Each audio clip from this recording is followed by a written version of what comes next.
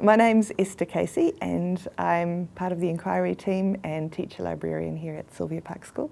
And we have used the cards with our Year 7-8 students to try and get them to think, to start to become aware of the big events that are coming up and to start seeing how they're interested and where they're making connections, so that when we go into our inquiry planning for those events, we'll have a better idea of how to target our Ignite phase, which is where we try and connect with the students so that they really become passionate and excited about what they're going to be learning about.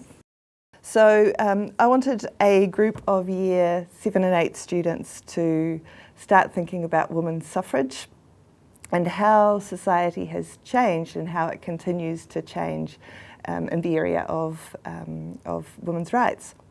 And so I used the Women's March image.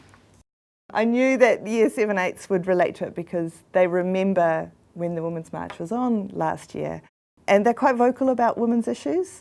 They are really passionate about politics around the world and what's going on, and they really want to be able to talk about that and debate it, and they are full of opinions, so it's really cool to give them the opportunity to share what they're really excited by. So it's important to them already, so having an image that hooks them in and makes a connection for them to suffrage is really valuable. So the first thing I asked them to do was just to look at the image and just describe what they could see. They had the caption there, so what they could learn from the caption and just from the image, and to use their own prior knowledge to put those ideas together. And I love that when they looked at it, they noticed some really important things straight away. They knew that the people who were on the march were all different ages, they were all different genders, they were all different races, but they could see that there was a cohesive message about what they were there for. And they could see that the people in the image were smiling and that they were happy. And I thought it was really great that they could see activism as a positive thing to do. And they could see themselves reflected in the image, and they could see that it is something that they could be part of. They could be activists and change makers like the people in the picture. So they know a little bit about Kate Sheppard, but not a whole lot. And we knew that from the way they were talking when they were first sharing their observations. So we gave them so the next step was that we gave them some information to read.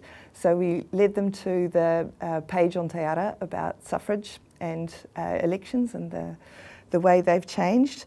So that gave them some more context, and it gave me the opportunity to lead them more into the area that I wanted them to be having their discussions and where I wanted them to be learning. So then they became more interested and more curious about the past and how that affects our lives today. And then the third step was that I gave them the fertile question, and the one we used was, has the right to vote fixed inequality? And I told them I didn't want them to answer the question, but what I did want to see was lots of debate, and I wanted them to be reasoning about why they had their stances. I wanted lots of discussion, and I wanted them to bring in as many perspectives as possible. So then the last, and that was about 10 minutes, they really got into some quite passionate debate. It was really awesome to see. And then the last thing they had to do was write down 3 questions. So they weren't answering the question, but they had to come up with 3 new questions about that were related to the fertile question or that were related to the debates that they'd been having in their group.